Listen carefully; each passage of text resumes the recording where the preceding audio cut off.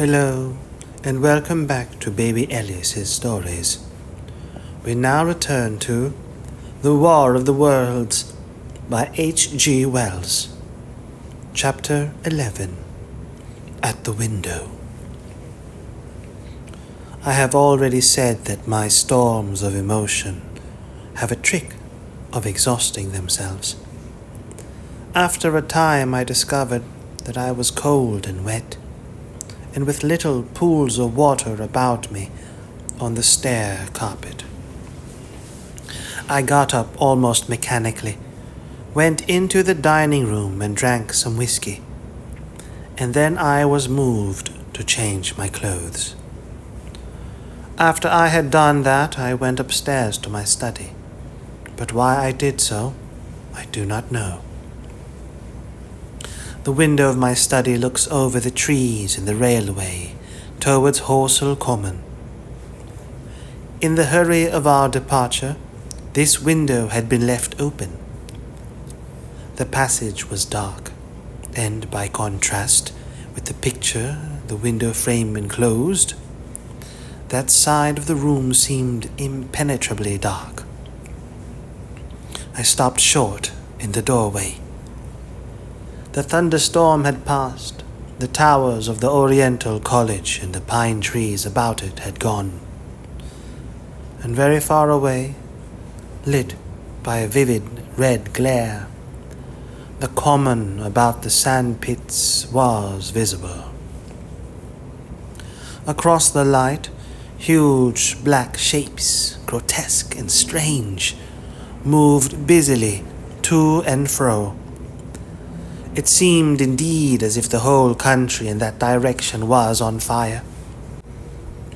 A broad hillside set with minute tongues of flame, swaying and writhing with the gusts of the dying storm, and throwing a red reflection upon the cloud scud above. Every now and then a haze of smoke from some nearer conflagration drove across the window and hid the Martian shapes. I could not see what they were doing, nor the clear form of them, nor recognize the black objects they were busied upon. Neither could I see the nearer fire, though the reflections of it danced on the wall and ceiling of the study. A sharp, resinous twang of burning was in the air. I closed the door noiselessly and crept towards the window. As I did so, the view opened out until, on the one hand, it reached to the houses about Woking Station, and on the other to the charred and blackened pine woods of Byfleet. There was a light down below the hill, on the railway near the arch, and several of the houses along the Maybury Road and the streets near the station were glowing ruins. And the streets near the station were glowing ruins. The light upon the railway puzzled me at first.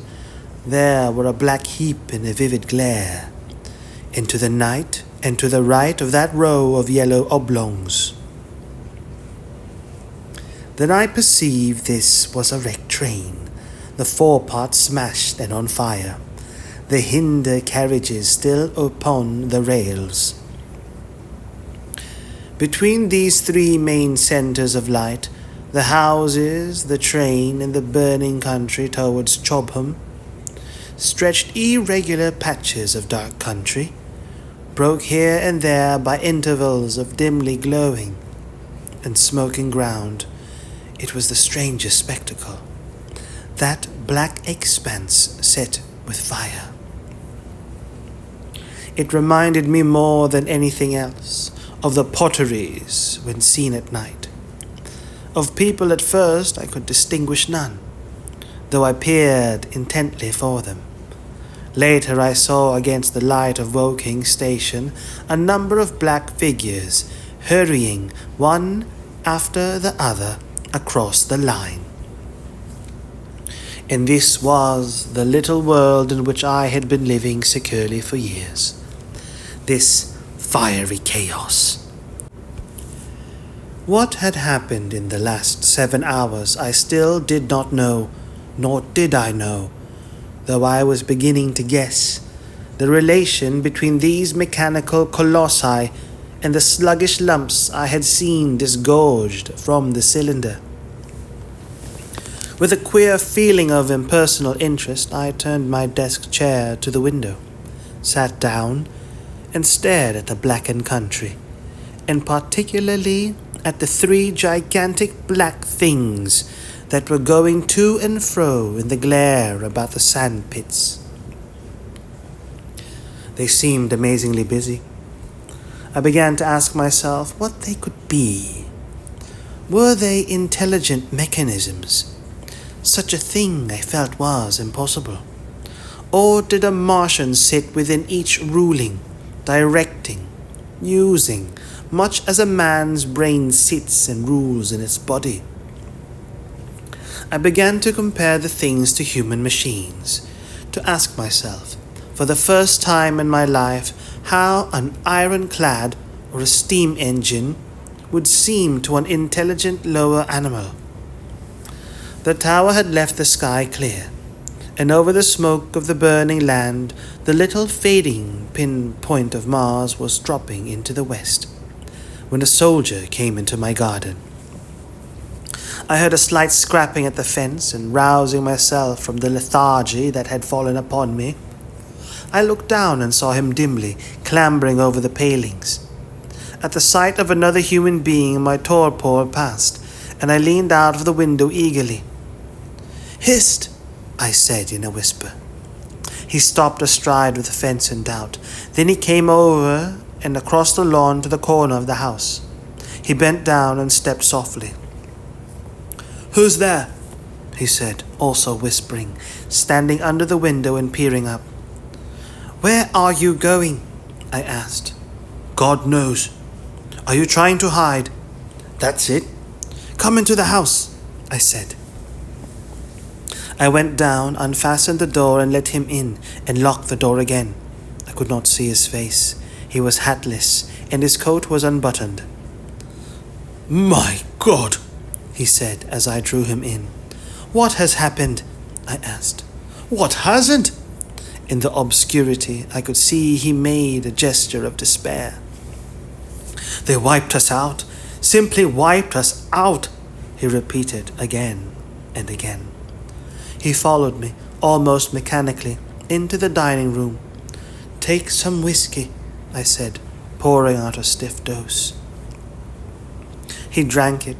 Then abruptly he sat down before the table, put his head on his arms, and began to sob and weep like a little boy, in a perfect passion of emotion, while I, with a curious forgetfulness of my own recent despair, stood beside him, wondering. It was a long time before he could steady his nerves to answer my questions, and then he answered perplexingly and brokenly. He was a driver in the artillery, and had only come into action about 7. At that time, firing was going on across the common, and it was said the first party of Martians were crawling slowly towards their second cylinder under cover of a metal shield. Later, this shield staggered up on tripod legs, and became the first of the fighting machines I had seen.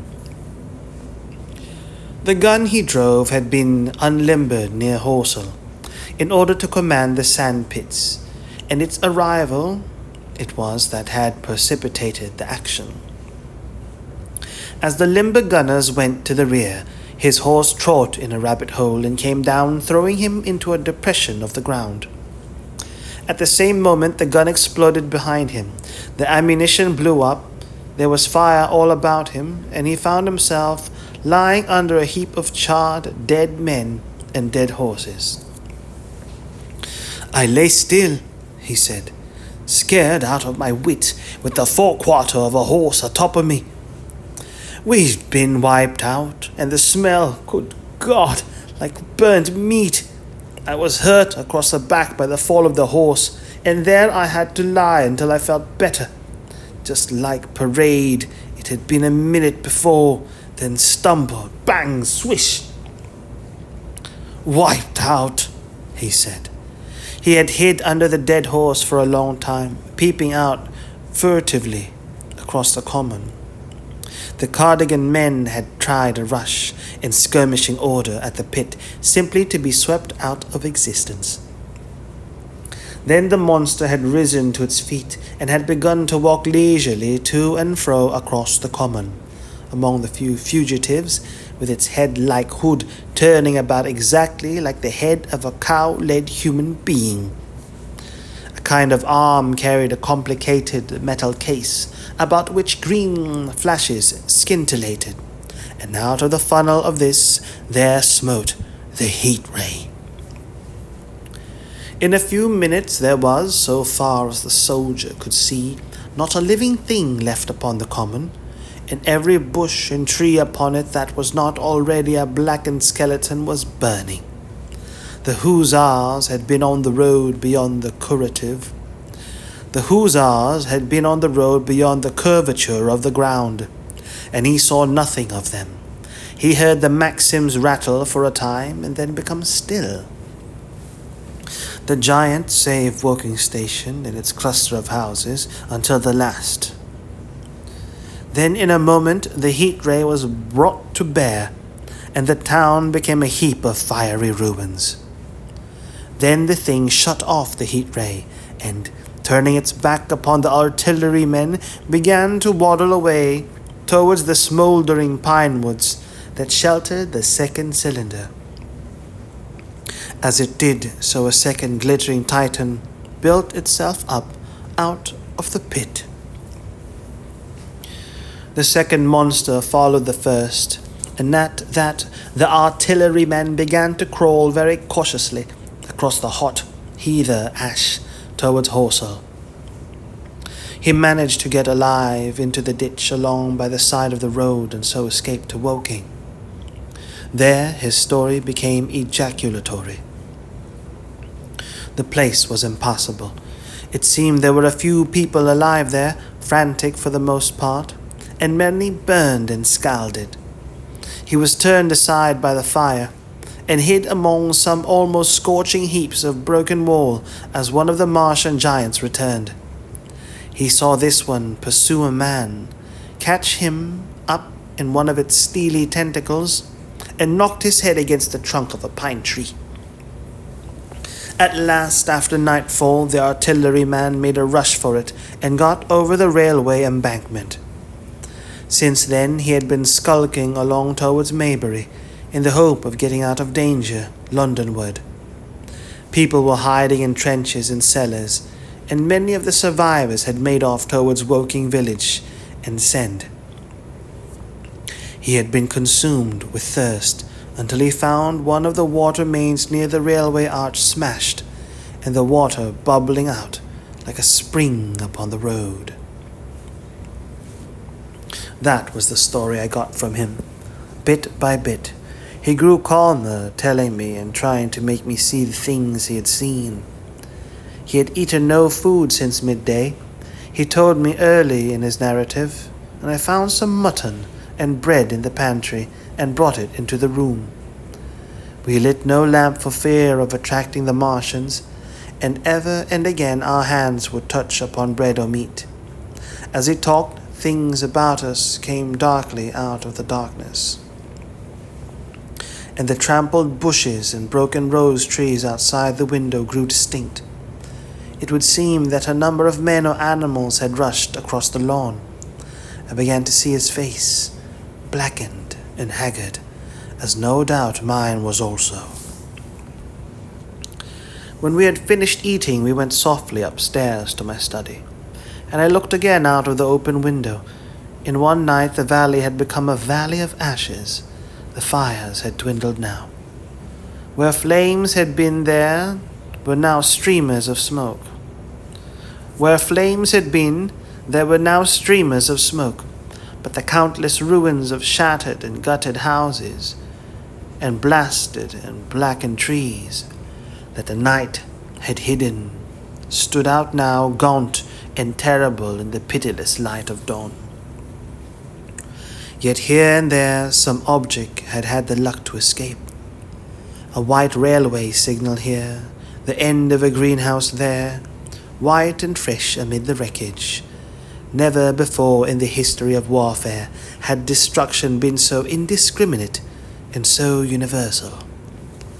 And shining with the growing light of the east, 3 of the metallic giants stood about the pit, their cowls rotating, as though they were surveying the desolation they had made. It seemed to me that the pit had been enlarged, and ever and again puffs of vivid green vapor streamed up out of it towards the brightening dawn, streamed up, whirled, broke, and vanished. Beyond were the pillars of fire about Cobham. They became pillars of bloodshot smoke at the first touch of day.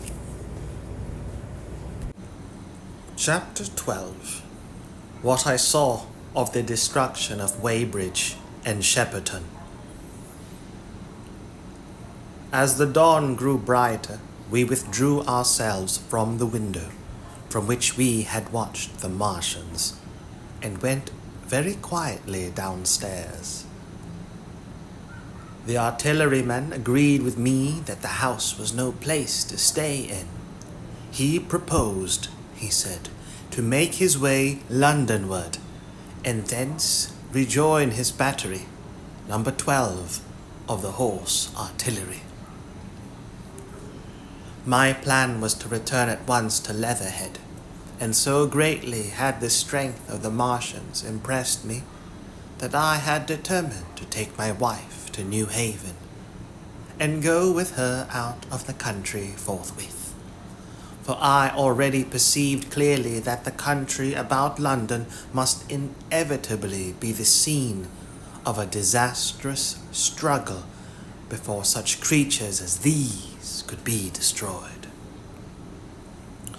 Between us and Leatherhead, however, lay the 3rd cylinder with its guarding giants. Had I been alone, I think I should have taken my chance and struck across country. But the artilleryman dissuaded me. "It's no kindness to the right sort of wife," he said, "to make her a widow."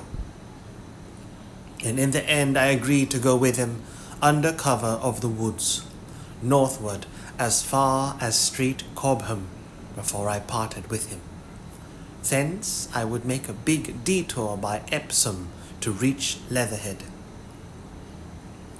I should have started at once, but my companion had been in active service, and he knew better than that. He made me ransack the house for a flask, which he filled with whiskey, and we lined every available pocket with packets of biscuits and slices of meat. Then we crept out of the house and ran as quickly as we could down the ill-made road by which I had come overnight. The houses seemed deserted. In the road lay a group of 3 charred bodies close together, struck dead by the heat ray, and here and there were things that the people had dropped: a clock, a slipper, a silver spoon, and the like poor valuables. At the corner, turning up towards the post office, a little cart filled with boxes and furniture and horseless, heeled over on a broken wheel. A cash box had been hastily smashed open and thrown under the debris. Except the lodge at the orphanage, which was still on fire, none of the houses had suffered very greatly here. The heat ray had shaved the chimney tops and passed. Yet, save ourselves, there did not seem to be a living soul on Maybury Hill. The majority of the inhabitants had escaped, I suppose, by way of the old walking road, the road I had taken when I drove to Leatherhead, or they had hidden. We went down the lane by the body of the man in black, sodden now from the overnight hail, and broke into the woods at the foot of the hill. We pushed through these towards the railway without meeting a soul. The woods across the line were but the scarred and blackened ruins of the woods. For the most part the trees had fallen, but a certain proportion still stood. Dismal grey stems with a dark brown foliage instead of green. On our side the fire had done no more than scorch the nearer trees. It had failed to secure its footing.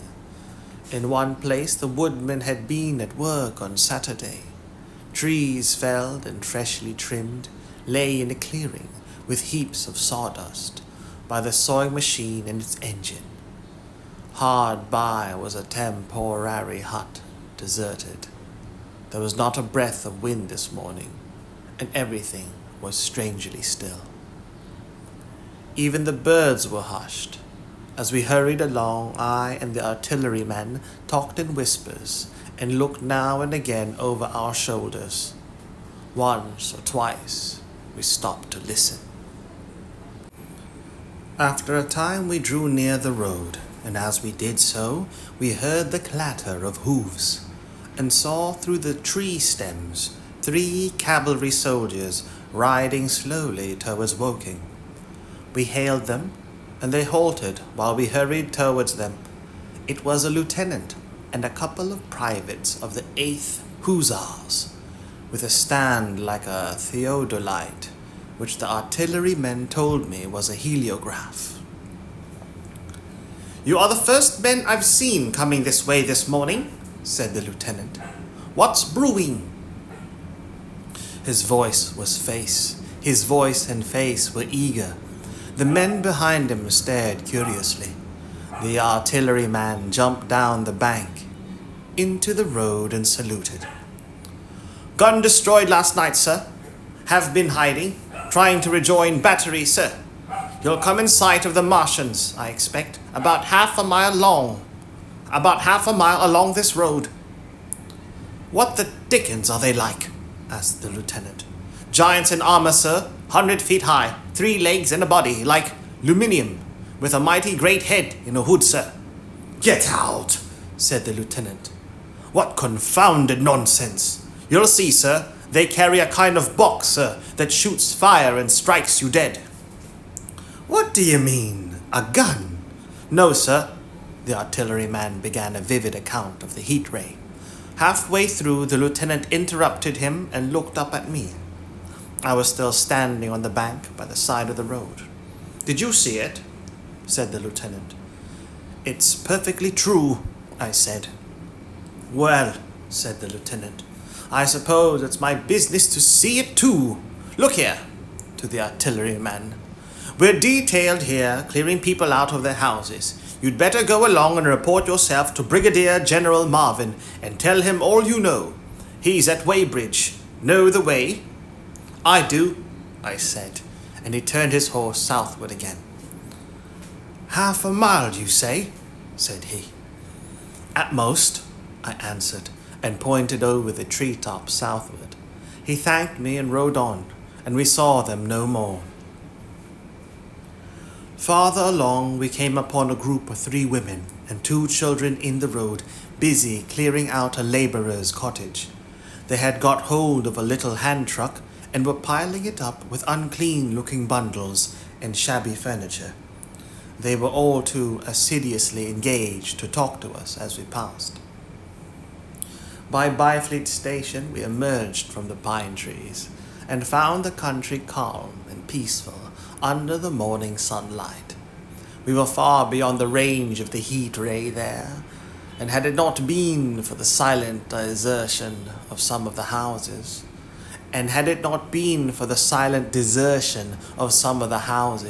the stirring movement of packing in others, and the knot of soldiers standing on the bridge over the railway and staring down the line towards Woking, the day would have seemed very like any other Sunday. Several farm wagons and carts were moving creakily along the road to Addlestone, and suddenly, through the gate of a field we saw, across a stretch of flat meadow, 6 12-pounders standing neatly at equal distances and pointing towards Woking. The gunners stood by the guns waiting, and the ammunition wagons were at a business-like distance. The men stood almost as if under inspection. "That's good," said I. "They will get one fair shot at any rate." The artilleryman hesitated at the gate. "I shall go on," he said. Farther on towards Weybridge, just over the bridge, there were a number of men in white fatigue jackets, throwing up a long rampart, and more guns behind. It's bows and arrows against the lightning anyhow," said the artilleryman. "They haven't seen that fire beam yet." The officers, who were not actively engaged, stood and stared over the treetops southwestward, and the men digging would stop every now and again to stare in the same direction. Byfleet was in a tumult, people packing, and a score of hussars, some of them dismounted, some on horseback, were hunting them about. 3 or 4 black government wagons with crosses and white circles, and an old omnibus, among other vehicles, were being loaded in the village street. There were scores of people, most of them sufficiently sabbatical to have assumed their best clothes. The soldiers were having the greatest difficulty in making them realize the gravity of their position. We saw one shriveled old fellow with a huge box and a score or more of flower pots containing orchids angrily expostulating with the corporal who would leave them behind. I stopped and gripped his arm. "Do you know what's over there?" I said, pointing at the pine tops that hid the Martians. "Eh?" said he, turning. I was explaining these is valuable.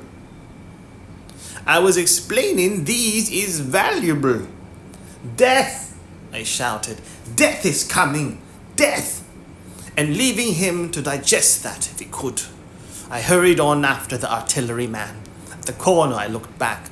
The soldier had left him, and he was still standing by his box, with the pots of orchids on the lid of it, and staring vaguely over the trees.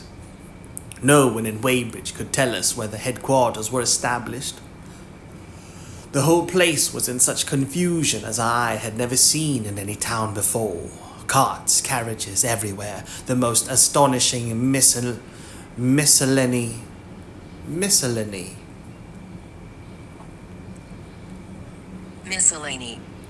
The most astonishing miscellany of conveyances and horse flesh.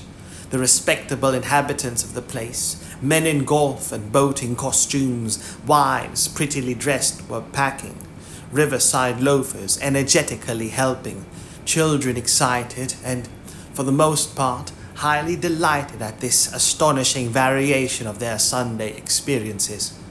In the midst of it all, the worthy vicar was very pluckily holding an early celebration, and his bell was jangling out above the excitement. I and the artilleryman, seated on the step of the drinking fountain, made a very passable meal upon what we had brought with us. Patrols of soldiers, here no longer hussars but grenadiers in white, were warning people to move now or to take refuge in their cellars as soon as the firing began. We saw as we crossed the railway bridge that a growing crowd of people had assembled in and about the railway station, and the swarming platform was piled with boxes and packages. The ordinary traffic had been stopped, I believe, in order to allow of the passage of troops and guns to Chertsey, and I have heard since that a savage struggle occurred for places in the special trains that were put on at a later hour. We remained at Weybridge until midday, and at that hour we found ourselves at the place near Shepperton Lock, where the Wey and Thames joined. Part of the time we spent helping 2 old women to pack a little cart. The Wey had a terrible mouth. The Wey has a treble mouth, and at this point boats are to be hired, and there was a ferry across the river.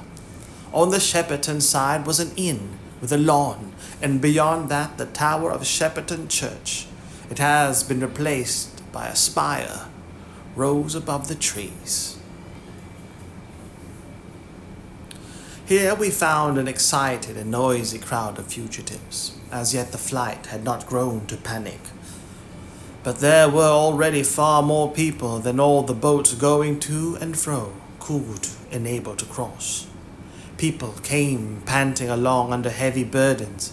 One husband and wife were even carrying a small outhouse door between them, with some of their household goods piled thereon. One man told us he meant to try to get away from Shepperton Station. There was a lot of shouting, and one man was even jesting. The idea people seemed to have here was that the Martians were simply formidable human beings who might attack and sack the town, to be certainly destroyed in the end. Every now and then people would glance nervously across the bay, at the meadows towards XIII, but everything over there was still. Across the Thames, except just where the boats landed, everything was quiet. In vivid contrast with the Surrey side, the people who landed there from the boats went tramping off down the lane. The big ferry boat had just made a journey. 3 or 4 soldiers stood on the lawn of the inn, staring and jesting at the fugitives, without offering to help. The inn was closed, as it was now within prohibited hours. "What's that?" cried the boatman, and "Shut up, you fool!" said a man near me to a yelping dog. Then the sound came again, this time from the direction of XIII, a muffled thud, the sound of a gun. The fighting was beginning. Almost immediately, unseen batteries across the river to our right, unseen because of the trees, took up the chorus, firing heavily, one after the other. A woman screamed. Everyone stood arrested by the sudden stir of battle, near us and yet invisible to us. Nothing was to be seen save flat meadows, cows feeding unconcernedly. For the most part, and silvery pollard willows motionless in the warm sunlight. "The soldiers! I'll stop 'em," said a woman beside me, doubtfully. "The soldiers'll stop 'em," said the woman beside me, doubtfully. A haziness rose over the treetops.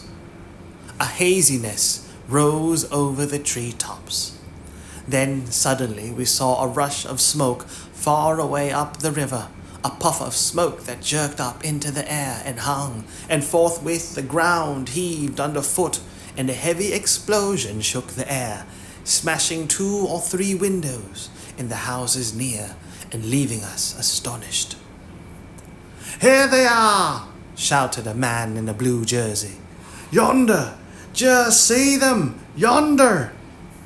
Quickly, one after the other, 1, 2, 3, 4 of the armored Martians appeared, far away over the little trees, across the flat meadows that stretched towards XIII, and striding hurriedly towards the river.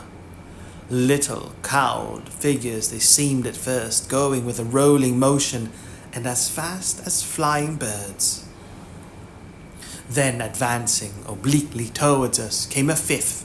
Their armored bodies glittered in the sun as they swept swiftly forward upon the guns, growing rapidly larger as they drew nearer. One on the extreme left, the remotest, that is, flourished a huge case high in the air, and the ghostly, terrible heat ray I had already seen on Friday night smote towards XIII and struck the town. At sight of these strange, swift, and terrible creatures, the crowd near the water's edge seemed to me to be, for a moment, horror-struck. There was no screaming or shouting, but a silence. Then a hoarse murmur and a movement of feet, a splashing from the water, A man too frightened to drop the portmanteau he carried on his shoulder swung round and sent me staggering with a blow from the corner of his burden. A woman thrust at me with a hand and rushed past me. I turned too with the rush of the people, but I was not too terrified for thought. The terrible heat ray was in my mind. To get under water, that was it. "Get under water!" I shouted, unheeded. I faced about again and rushed towards the approaching Martian, rushed right down the gravelly beach and headlong into the water. Others did the same. A boatload of people, putting back, came leaping out as I rushed past. The stones under my feet were muddy and slippery, and the river was so low that I ran perhaps 20 feet, scarcely waist deep. Then, as the Martian towered overhead scarcely a couple of 100 yards away, I flung myself forward under the surface. The splashes of the people in the boats leaping into the river sounded like thunderclaps in my ear. People were landing hastily on both sides of the river. But the Martian machine took no more notice for the moment of the people running this way and that than a man would of the confusion of ants in a nest against which his foot has kicked. When half suffocated, I raised my head above the water. The Martian's hood pointed at the batteries that were still firing across the river, and as it advanced, it swung loose what must have been the generator of the heat ray. In another moment it was on the bank, and in a stride wading halfway across. The knees of its foremost legs bent at the further bank, and in another moment it had raised itself to its full height again, close to the village of Shepperton. Forthwith, the 6 guns, which unknown to anyone on the right bank had been hidden behind the outskirts of that village, fired simultaneously. The sudden near concussions, the last close upon the first, made my heart jump. The monster was already raising the case, generating the heat ray as the first shell burst 6 yards above the hood. I gave a cry of astonishment. I saw and thought nothing of the other 4 Martian monsters. My attention was riveted upon the nearer incident. Simultaneously, 2 other shells burst in the air near the body as the hood twisted round in time to receive, but not in time to dodge the 4th shell. The shell burst clean in the face of the thing. The hood bulged, flashed, and whirled off in a dozen tattered fragments of red flesh and glittering metal. "Hit!" shouted I, with something between a scream and a cheer. I heard answering shouts from the people in the water about me. I could have leapt out of the water with that momentary exultation. The decapitated colossus reeled like a drunken giant, but it did not fall over. It recovered its balance by a miracle, and no longer heeding its steps, and with a camera that fired the heat ray now rigidly upheld, it reeled swiftly upon Shepperton. The living intelligence, the Martian within the hood, was slain and splashed to the 4 winds of the heaven. And the thing was now but a mere intricate device of metal whirling to destruction. It drove along in a straight line, incapable of guidance. It struck the tower of Shepperton Church, smashing it down as the impact of a battering ram might have done. Swerved aside, blundered on, and collapsed with tremendous force into the river out of my sight. The violent explosion shook the air, and a spout of water, steam, mud, and shattered metal shot far up into the sky. As the camera of the heat ray hit the water, the latter had continentally flashed into steam. In another moment, a huge wave, like a muddy tidal bore, but almost scaldingly hot, came sweeping round the bent-up stream. I saw people struggling shorewards, and heard this screaming and shouting faintly above the seething and roar of the Martian's collapse. For the moment, I heeded nothing of the heat, forgot the patent need of self-preservation. I splashed through the tumultuous water, pushing aside a man in black to do so until I could see round the bend. Half a dozen deserted boats pitched aimlessly upon the confusion of the waves. The fallen Martian came into sight downstream, lying across the river, and for the most part submerged. Thick clouds of steam were pouring off the wreckage, and through the tumultuously whirling wisps I could see, intermittently and vaguely, the gigantic limbs churning the water and flinging a splash and spray of mud and froth into the air. The tentacles swayed and struck like living arms, and save for the helpless purposelessness of these movements, it was as if some wounded thing was struggling for its life amid the waves. Enormous quantities of a ruddy brown fluid were spurting up in noisy jets out of the machine. My attention was diverted from their struggles by a furious yelling, like that of the thing called a siren in our manufacturing towns. A man knee-deep near the towing path shouted inaudibly to me and pointed. Looking back, I saw the other Martians advancing with gigantic strides down the river bank from the direction of XIII. The Shepperton guns spoke this time unavailingly. At that, I ducked at once under water, and holding my breath until movement was an agony, blundered painfully along under the surface as long as I could. The water was in a tumult about me, and rapidly growing hotter. Then, for a moment, I raised my head to take breath and throw the hair and water from my eyes. The steam was rising in a whirling white fog that, at first, hid the Martians altogether. The noise was deafening. Then I saw them dimly, colossal figures of grey, magnified by the mist. They had passed me, and two were stooping over the frothing, tumultuous ruins of their comrade.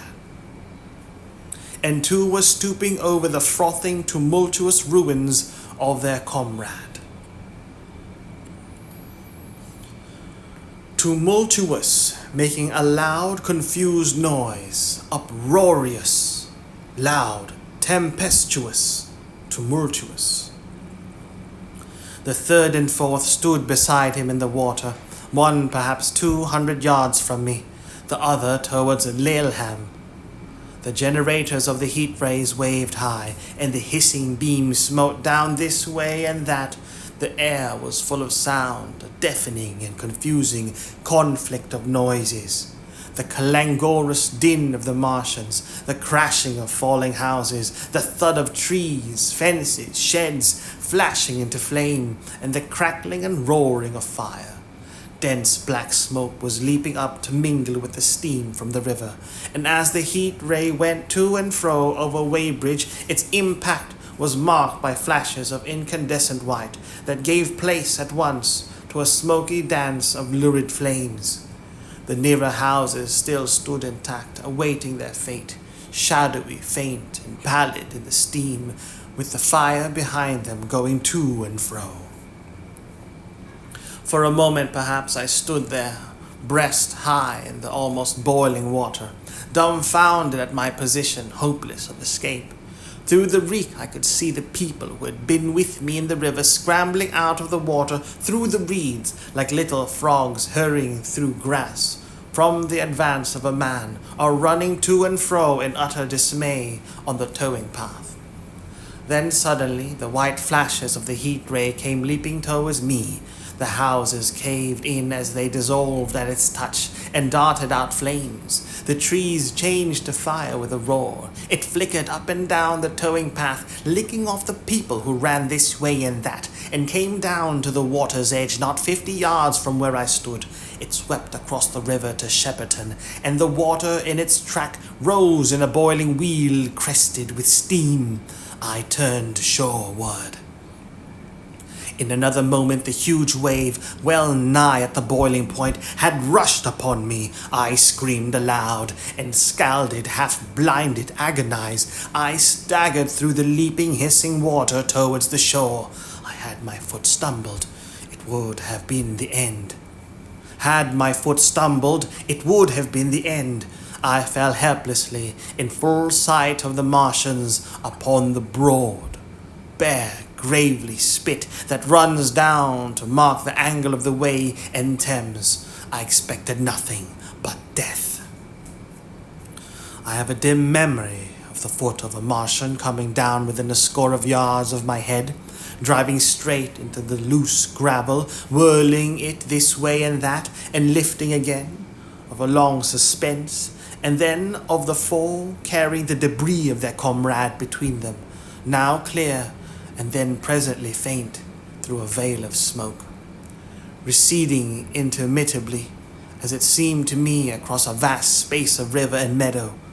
And then, very slowly, I realized that by a miracle, I had escaped.